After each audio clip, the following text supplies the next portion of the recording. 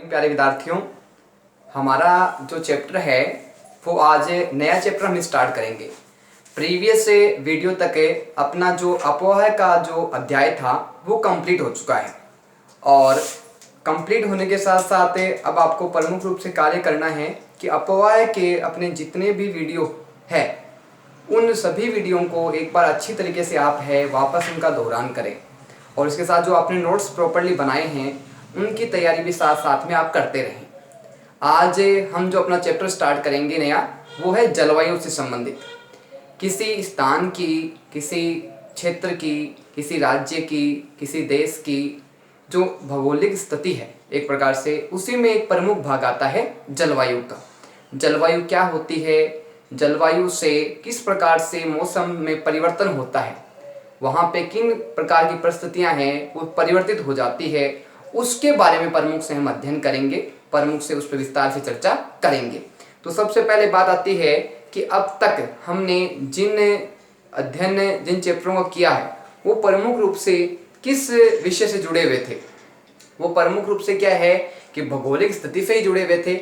इसके बारे में थोड़ा सा अपन वो अपने प्रीवियस चैप्टर में अपने जिन का अध्ययन प्रमुख रूप से किया, इसके बारे में अगर संक्षिप्त है वो अपने एक बार जानकारी कर लेते हैं। बात आती है कि पिछले 2 अध्याय में हमने प्रमुख रूप से किन विषयों के बारे में प्रमुख रूप से अध्ययन किया। तो ध्यान रखना, जो अपनी इस्तिलाकृतियां थी और अपोह के जो बारे में हमने पढ़ा, प्रमुख रूप से जो अपने प्रीवियस 2 चैप्टर रहे उनमें हमने किस बारे में पढ़ा, तो इस्तिलाकृतियां हैं, यानी मैदान है, जो अपने पठार है, जो अपने बड़े बड़े महाद्वीप है, मैदानी क्षेत्र है, प्रायद्वीपीय क्षेत्र है, उनके बारे में हमने विस्तार से चर्चा की। इसके साथ साथ हमने अपोह के अंतर्गत प्रमुखतः जो नदियां हैं, जो झीलें हैं, इनके बारे में विस्तार से चर्चा की, विस्तार से अध्ययन किया। तो ये अपने जो प्रीवियस चैप्टर थे उनसे संबंधित थी। बात आती है कि प्राकृतिक जो पर्यावरण है उसके आवश्यक तत्व कितने हैं।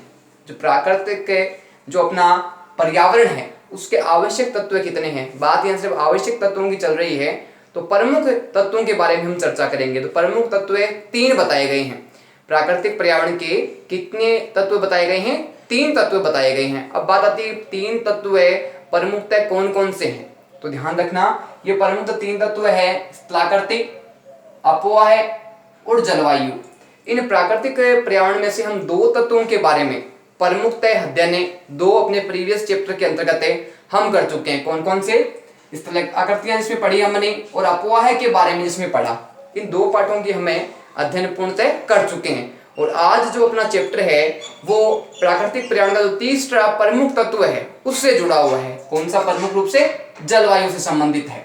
इसी के बारे में हम विस्तार से चर्चा और विस्तार से अध्ययन करेंगे। तो बात आती है सबसे पहले इस अध्याय में देश की वायुमंडलीय अवस्था के बारे में पढ़ेंगे। देश की जो वायुमंडलीय अवस्था है, यानी जो अपना आकाशीय वातावरण की जो स्थिति रहती है वो किस प्रकार की रहती है, उसके बारे में हम विस्तार से चर्चा करेंगे, विस्तार से अध्ययन करेंगे। ध्यान रखना, प्रमुखतः जो वायुमंडलीय स्थिति है वो देश में सभी जगह पे एक जैसी, एक समान नहीं है। हम देखते हैं कि कुछ ही दूरी के बाद में, कुछ ही सैकड़ों किलोमीटर के बाद में वहाँ की जो वायुमंडलीय स्थितियाँ हैं उनमें प्रमुख रूप से परिवर्तन देखने को मिलता है। प्रमुख रूप से विभिन्न सारी विभिन्नताएं देखने को हमको मिलती है। बात आती है हम दिसंबर में ऊनी वस्त्र क्यों पहनते हैं।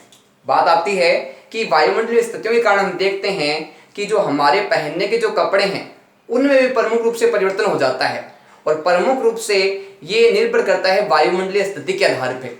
जो वायुमंडलीय स्थितियां हैं वो प्रमुख रूप से क्या है कि हमारे कपड़ों की जो व्यवस्थाएं हैं उसको परिवर्तित कर देती है और हमें जैसी स्थिति होती है उस स्थिति के अनुसार क्या है कि हम कपड़े पहनते हैं। बात आती है हम दिसंबर में ऊनी वस्त्र क्यों पहनते हैं। अब आते हैं दिसंबर में ऐसा कैसा मौसम होता है जिसके कारण हम सामान्य कपड़े न पहन के ऊनी वस्त्र पहनते हैं। तो इसके बारे में हम विस्तार से आगे चर्चा करेंगे कि किन कारणों से ऐसा होता है। बात आती है मई का महीना गर्म और असुविधाओं का क्यों होता है। हम देखते हैं, महसूस करते हैं कि जो दिसंबर का महीना है उसमें ऊनी वस्त्र पहनते हैं। तो ऊनी वस्त्र पहनने की प्रमुख वजह क्या है? क्या ऐसी वायुमंडलीय परिस्थितियां परिवर्तन होती है जिसके कारण ऊनी वस्त्र हमें पहनने पड़ते हैं। ठीक इसी प्रकार इसके विपरीत हम बात करते हैं कि जो मई का महीना होता है वो गर्म होता है, जिसमें उष्णता अधिक रहती है, गर्मी अधिक रहती है, और वो मानव के लिए सुविधाओं युक्त नहीं होता, वो असुविधाओं युक्त होता है। क्योंकि गर्मी अधिक होती है, गर्मी है वो शरीर सहन नहीं कर पाता, और सहन नहीं कर पाने के कारण क्या है, मनुष्य को विभिन्न प्रकार की असुविधाओं का सामना, परेशानियों का सामना प्रमुखतः करना पड़ता। तो यहाँ दो स्थितियां स्पष्ट है अपनी कि वायुमंडलीय जो स्थितियां हैं वो प्रमुख रूप से व्यक्ति पे इफेक्ट डालती है। वो व्यक्ति की बात नहीं है सिर्फ, यहाँ पेड़ पौधों की भी बात कर सकते हैं, वनस्पतियों की बात कर सकते हैं, जो पशु पक्षी है उनकी बात कर सकते हैं। ठीक मनुष्य को जिस प्रकार से प्रभावित करते हैं, ठीक उसी प्रकार जो ये वायुमंडलीय स्थितियां हैं ये प्रमुख रूप से पशु पक्षी को, मानव को, जीव जंतुओं को, पेड़ पौधों को, सभी को प्रभावित करती है।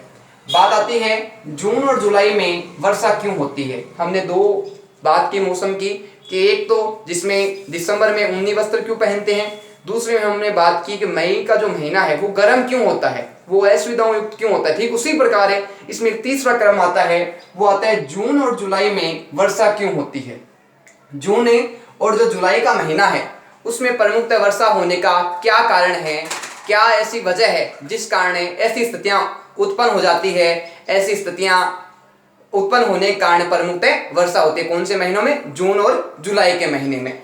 बात आती है कि जलवायु के अध्ययन से इन सभी प्रश्नों के उत्तर मिल जाते हैं। इन सभी प्रश्न जो अपने ऊपर है, 3 बिंदु प्रमुख रूप से आए, इन सभी प्रश्नों के उत्तर, इन सभी बिंदुओं के उत्तर है वो हमने प्रमुख रूप से किसके अध्ययन से मिलेंगे, जलवायु का जब अध्ययन करेंगे, हम जलवायु का समझने का प्रयास करेंगे, जलवायु क्या है, तब हमें इन सभी प्रश्नों के उत्तर है वो स्वाभाविकता मिल जाएंगे। किनके, कि दिसंबर है उसमें ऊनी वस्त्र क्यों पहनते हैं, मई का महीना है वो गर्म क्यों होता है, असुविधाओं का क्यों होता है, ठीक उसी प्रकार जो वर्षा का महीना है वो जून से जुलाई क्यों होता है। तो इन सभी प्रश्नों के उत्तर है वो जलवायु का जब हम विस्तार से अध्ययन करेंगे, विस्तार से विभिन्न पहलुओं पे हम सूक्ष्म रूप से अध्ययन करेंगे, तो इन सभी प्रश्नों के उत्तर है वो स्वाभाविकता हमें मिल जाएंगे।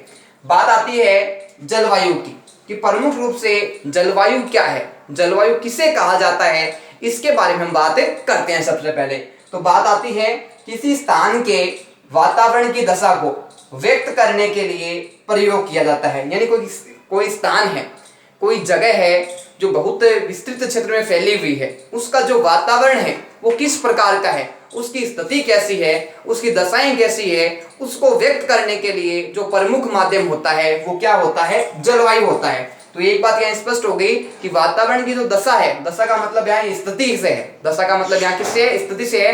वातावरण कैसा है, उस वातावरण को व्यक्त करने के लिए हम जिस प्रमुख रूप से उपयोग करते हैं उसे प्रमुखतः क्या कहा जाता है, जलवायु कहा जाता है। और जलवायु सभी स्थानों की एक जैसी नहीं होती है। हमने बात की थी कि हम जब 100-150 किलोमीटर की दूरी पे आगे जाते हैं तो हम देखते हैं प्रमुखतः वहाँ की मौसम की, वहाँ की भौगोलिक स्थितियों की, वहाँ की वायुमंडलीय स्थितियों की प्रमुखतः विभिन्नताएं देखने को मिलती है। तो ये जो जलवायु की स्थिति है ये सभी जगह पे सामान्य होके विभिन्न विभिन्न स्थानों पे, विभिन्न विभिन्न दूरी पे हम देखते हैं कि वायुमंडलीय स्थितियां हैं वो परिवर्तन देखने को मिलती है।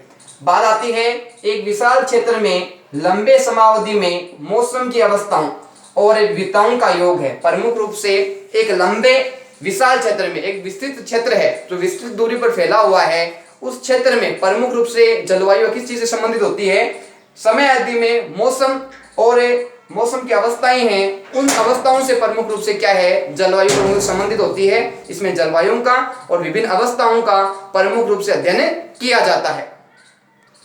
हमने बात की कि जो जलवायु है वो प्रमुख रूप से जो विस्तृत क्षेत्र है उसका जो मौसम है, उसकी जो वायुमंडल की विभिन्न विभिन्नताएं हैं, उसको प्रमुख रूप से जो उसकी अवस्थाएं आती है, जो दशाएं आती है, वो प्रमुख रूप से जलवायु में सम्मिलित की गई है।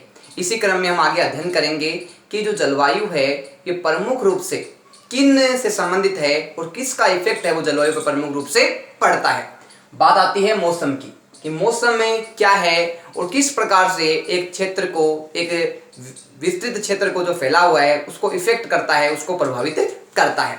बात आती है एक विशेष समय में एक क्षेत्र के वायुमंडल की अवस्था बताता है। यानी एक विशेष समय में एक क्षेत्र के एक विशेष समय या निर्धारित समय में, निर्धारित अवधि में एक जो निर्धारित क्षेत्र है उसकी जो वायुमंडलीय दशाएं हैं, उसकी जो स्थिति है, उसके बारे में जो जानकारी कराता है जो प्रमुखता है उसे क्या कहा जाता है, मौसम कहा जाता है। मौसम किसे कहा जाता है, एक विशेष समय में एक निश्चित क्षेत्र में जो वहां की जो दशाएं हैं, वहां की जो स्थितियां हैं, उसके बारे में जो प्रमुखता जानकारी होती है वो किसके माध्यम से होती है, मौसम के बारे में होती है, या उसको मौसम कहते हैं।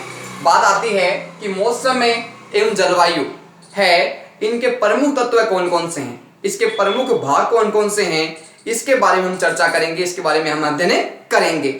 बात आती है कि मौसम और जलवायु के प्रमुख तत्व कौन कौन से हैं, तो इसमें प्रमुख रूप से कुछ तत्वों को सम्मिलित किया गया है। ये तत्व कौन कौन से हैं, तापमान, वायुमंडलीय दाब, पवन, आर्द्रता, वर्षा और सौर प्रकाश की लंबी अवधि। प्रमुख रूप से मौसम और जलवायु में इन तत्वों को शामिल किया गया है, जिसमें क्या है, प्रमुख रूप से तापमान आता है, वायुमंडलीय दशाएं आती है, पवन आती है, सौर ऊर्जा की जो लंबी अवधि है उसको शामिल किया गया है, और वर्षा और आर्द्रता इसमें आती है। ये सभी जो तत्व है, ये सभी तत्व है, ये जलवायु को प्रभावित करने में, जलवायु को परिवर्तित करने में, उस दशा की स्थिति का वर्णन करने में महत्वपूर्ण भूमिका निभाते हैं। एक प्रकार से कहा जाए तो जो मौसम और जलवायु है वो प्रमुख रूप से इन सभी तत्वों पर निर्भर है, चाहे वो प्रमुख रूप से वर्षा हो, चाहे वो आर्द्रता हो, चाहे वो सौर ऊर्जा की लंबी अवधि हो, चाहे वो प्रमुख रूप से तापमान हो, वायुमंडल की दशा हो, या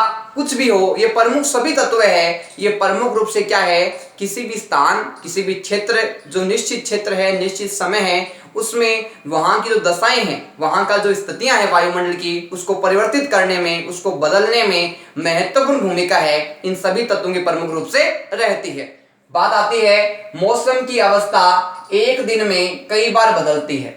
मौसम की जो अवस्था है, अवस्था का मतलब है दशा, दशा यानी स्थिति।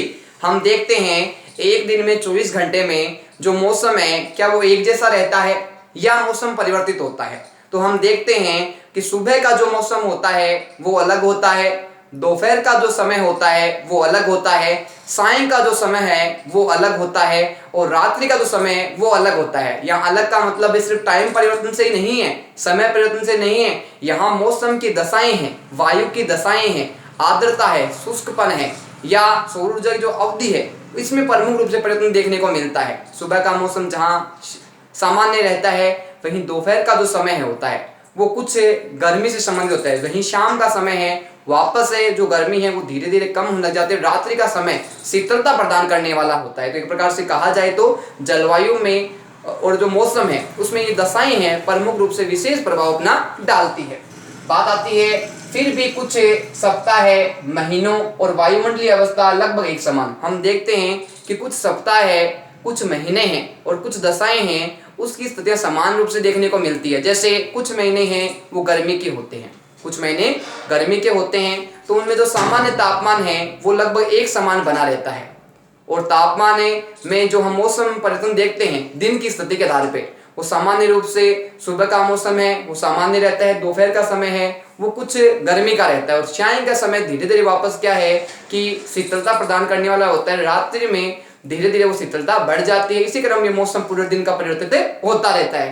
लेकिन ये कुछ महीनों का, कुछ समय का, कुछ स्थितियों का और प्रमुख जो क्षेत्र निर्धारित किए गए हैं उसका प्रमुख रूप से हमने बात की है। बात है जैसे दिन गर्म या ठंडे, हम देखते हैं कि जो दिन की स्थिति रहती है वो प्रमुख रूप से किस प्रकार की रहती है कि दिन है या तो गर्म होते हैं या ठंडे होते हैं। गर्मी के दिनों में जो गर्म होंगे वो गर्मी अधिक वाले होंगे, जबकि जो ठंडे दिन होंगे वो शीतलता प्रदान करने वाले होंगे, ठंड से संबंधित होंगे। बात आती है कि जैसे दिन गर्म या ठंडे, बात आती है हवादार या शांत। कुछ दिन ऐसे होते हैं, कुछ महीने ऐसे होते हैं जिनमें जो वायु है वो चलती रहती है, कभी शांत हो जाती है और कभी अधिक चलती रहती है।